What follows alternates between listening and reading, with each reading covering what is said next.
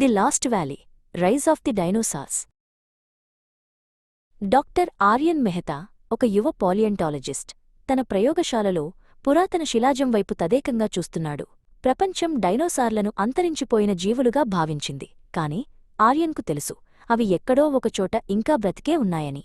ఆ శిలాజంపై ఉన్న రహస్యమైన గుర్తులు ఒక మ్యాప్ను సూచిస్తున్నాయి. అది దక్షిణ అమెరికాలోని ఒక రహస్యలోయకు దారి. అతని నమ్మకాన్ని పంచుకోవడానికి సాహసోపేత జర్నలిస్ట్ మాయారావు ముందుకు వచ్చింది.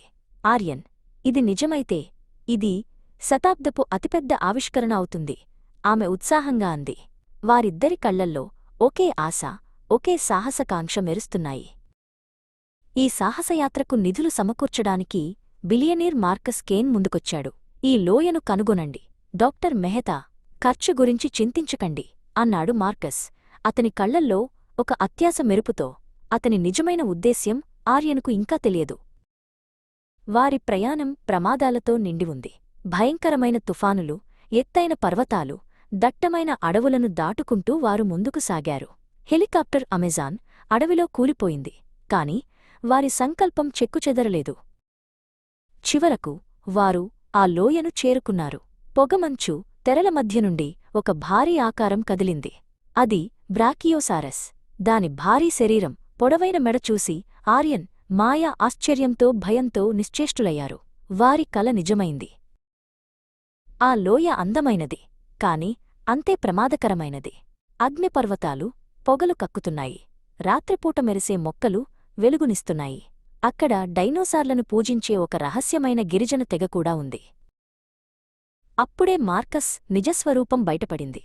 అతనికి డైనోసార్లను పట్టుకుని వాటిని ఆయుధాలుగా మార్చి ప్రపంచాన్ని శాసించాలనే దురాశ ఉంది. ఈ జీవులు నావి అని అతను క్రూరంగా అరిచాడు. ఒక భయంకరమైన టీరెక్స్ వారిని వెంబడించింది. వారు పాతతాడు వంతెనపైకి పరుగెత్తారు. త్వరగా అని మాయా అరిచింది. వారి వెనుక టీరెక్స్ గర్జిస్తూ వంతెనను సమీపిస్తోంది. మార్కస్ వారిని మోసం చేశాడు. అతను వంతెన తాడులను కోసేశాడు. ఆర్యన్, మాయా ఒక పురాతన ఆలయం లోపల చిక్కుకుపోయారు.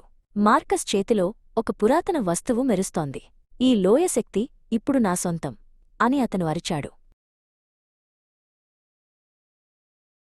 మార్కస్ ఆ వస్తువును సక్రియం చేయగానే భూమి కంపించింది. డైనోసార్లు పిచ్చిగా అరవడం ప్రారంభించాయి.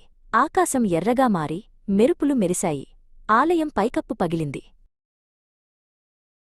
పగిలిన పైకప్పు నుండి ఒక భారీ రెక్కల డైనోసార్, టెరోసార్, భయంకరంగా అరుస్తూ కిందకి దిగింది. దాని నీడ వారిపై పడింది.